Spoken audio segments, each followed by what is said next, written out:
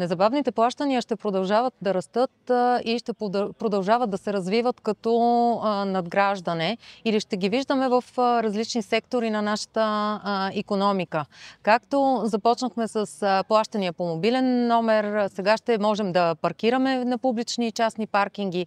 До година ще можем да плащаме дарения през мобилен телефон, докато стигнем до уебсайта и POS терминала при търговец. В България търговците покрай B-Card са абсолютно подготвени да приемат плащания с Blink и плащания европейски на други мобилни схеми. Т.е. плащания от Германия, Франция, Испания.